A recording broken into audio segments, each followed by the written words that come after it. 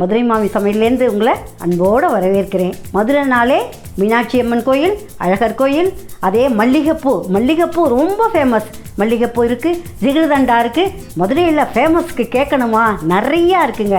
அதில் ஒன்று வடை எல்லா கடையிலையும் கிடைக்கும். அது சூப்பராக இருக்குங்க, கிறிஸ்பியாக இருக்கும். நமக்கு சாப்பிட்ணுன்னு பார்க்கும்போதே தோணும். அதே வடையை கிறிஸ்பியாக அவ்வளோ சூப்பராக எண்ணெய் குடிக்காத யாருக்குமே அதை செய்ய தெரியாது. நான் பக்குவமாக ஒவ்வொன்றுமே சொல்லியிருக்கேன். அதனால் நீங்கள் தள்ளி பார்க்காத கரெக்டாக பாருங்கள். ஏன்னா அப்போ தான் நான் காட்டியிருக்கிறது எல்லாமே உங்களுக்கு புரியும். சூப்பராக நீங்கள் செஞ்சு வீட்டில் அசத்தலாம். அதனால் வீடியோக்குள்ளே போகலாம் வாங்க.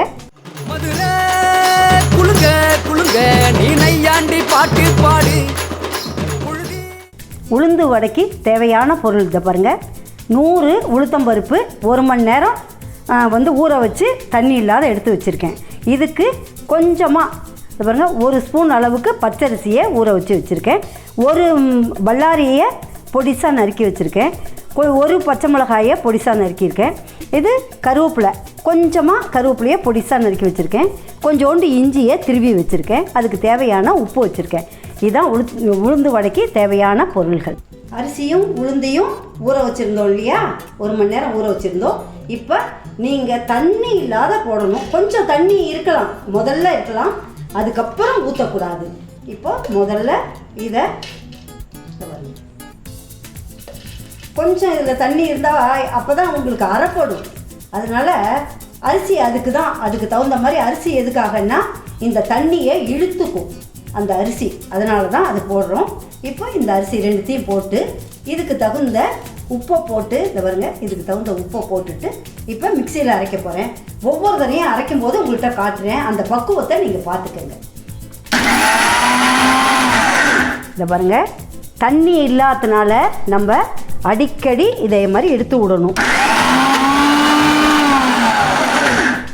இப்போது மேல் சுவிட்சை ஆஃப் பண்ணிவிட்டு அதுக்கப்புறம் இதை மறுபடியும் போடுங்க. இல்லைன்னா ஏதாவது பிரச்சனை வரும், ஸ்டாக் அடிக்கும். அதனால் கை அடிபடும்.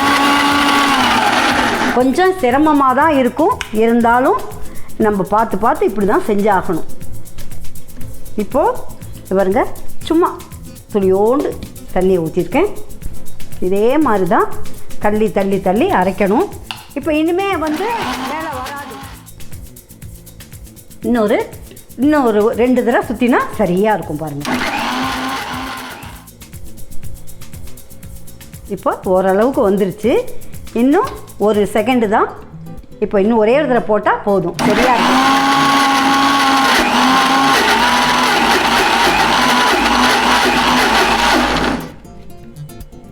இப்போது முடிஞ்சிருச்சு பாருங்கள். இதை பாருங்கள், இந்த மாதிரி எடுக்கணும். அப்போ தான் ரொம்ப பேருக்கு எண்ணெய் குடிக்கும்னு சொல்லுவாங்க, நீத்து போச்சுன்னுவாங்க, தண்ணி பட்டுடுச்சும்பாங்க, தண்ணியாக ஆயிடுச்சும்பாங்க. இப்போ பாருங்கள், தண்ணியே ஊற்றாத அரைச்சிருக்கோம். எண்ணெய் அடிக்கடி இப்படி நம்ம நவுத்தி விட்டுக்கணும். அப்போ மேல் சுவிட்சை ஆஃப் பண்ணிடணும். தள்ளி விட்டு அரைக்கும்போது கரெக்டாக இருக்கும். இப்போ பாருங்கள், இது கரெக்டான பதத்தில் இருக்குது. இப்போ வெங்காயம் போட்டு பிசைஞ்சிட்டு திருப்பி எண்ணெயில் போடும்போது உங்கள்கிட்ட காட்டுறேன். இப்போ மாவில் இதை பாருங்கள், இந்த இஞ்சியை போட்டிருக்கேன், இந்த கருவேப்பிலையை போட்டிருக்கேன், இந்த பச்சை மிளகாயை போட்டிருக்கேன். இந்த வெங்காயத்தை மட்டும் நல்லா பிசைஞ்சிட்டு போடுங்க. இல்லைன்னா உருண்டையாக இருக்கும். நம்ம நறுக்குனதை இந்த மாதிரி பிசைஞ்சிட்டு போடணும். இதை பாருங்க, பிசைஞ்சிட்டேன். இப்போது இந்த அரைச்ச உளுந்தில் போட்டுட்டேன். இதை பாருங்கள், அரைச்ச உளுந்தில் போட்டுட்டேன். இப்போ நல்லா நம்ம பிசையலாம். ஏன்னா நம்ம தண்ணி ஊற்றாத அரைச்சிருக்கோம் இல்லையா, கொஞ்சம் நல்லா அப்படி அழுத்தி இப்படி பிசையும் போது தான் உள்ளுக்குள்ளே நல்லா வெந்து கரகரப்பாக இருக்கும். அதுக்கு தான் நம்ம அப்படியே போடுறோம். என்னடா அது நீத்து போயிட போதேன்னு நினைக்காதீங்க. கொஞ்சம் நேரம் ஒரு 2 நிமிஷமாவது இப்படி பிசையணும். அப்போ தான் அது நல்லா இருக்கும். இந்த பாருங்கள், வெங்காயம், பச்சை மிளகாய், கருவேப்பிலை எல்லாத்தையும் போட்டாச்சு. நல்லா ஒரு 2 நிமிஷம் இப்படி பிசையணும். நான் அதுவும் பிசைஞ்சிட்டேன் பாருங்கள், நல்லா பிசைஞ்சிட்டேன். எல்லாம் நல்லா ரெடியாக ஆயிடுச்சு. இப்போது திருப்பியும் எண்ணெயில் எப்படி தட்டி போட போகிறோங்கிறத திருப்பியும் உங்கள்கிட்ட காட்டுறேன். இதே மாதிரி ஒரு பால் பேப்பர் ரெடியாக வச்சுக்கோங்க. கொஞ்சம் தண்ணியால் இப்படி தொடச்சிட்டு இதை பாருங்கள். இப்போது இதை பாருங்கள், நம்ம கடையில் போடுற அளவுக்கு அழகு இருக்காது, இருந்தாலும் ஓரளவுக்கு நம்மளால் இதை இது பண்ண முடியும்.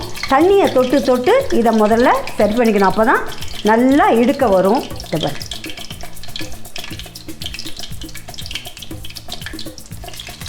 பார்த்தீங்களா?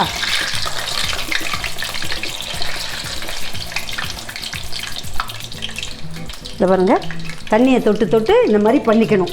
அப்போ தான் உங்களுக்கு கரெக்டாக வரும். இதை பாருங்க,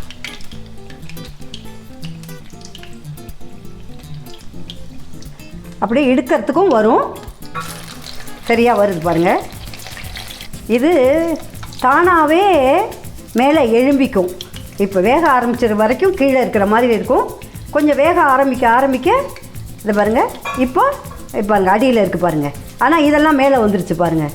இது வேகிற வரைக்கும் அப்படி இருக்கும். வெந்ததுக்கப்புறம் அப்படியே மேலே எழும்பி வந்துடும். ஒரு 5 நிமிஷம். இது நான் சின்ன அடுப்பில் வச்சுருக்கேன். ஏன்னா பெரிய அடுப்பில் வச்சா நிமிஷமாக ஆயிடும்.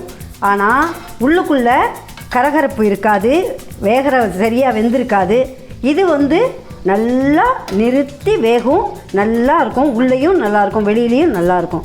அதனால தான் ரொம்ப பெரிய அடுப்பில் வைக்காத சின்ன அடுப்பில் வச்சுருக்கேன். இதை பாருங்கள், ஒரு 5 நிமிஷம் வச்சேன், ரெடி ஆகிடுச்சு பாருங்கள். எண்ணெயே சுத்தமாக எண்ணெய் குடிக்காது. இதை பாருங்கள், சுத்தமாக எண்ணெய் குடிக்காத சூப்பரான சுவையான நம்ம ஹோட்டலில் அதில் இதில் டீ கடையிலலாம் வாங்குகிற மாதிரி சூப்பராக இருக்கும். இது பாருங்கள், வடை, சூப்பர் வடை.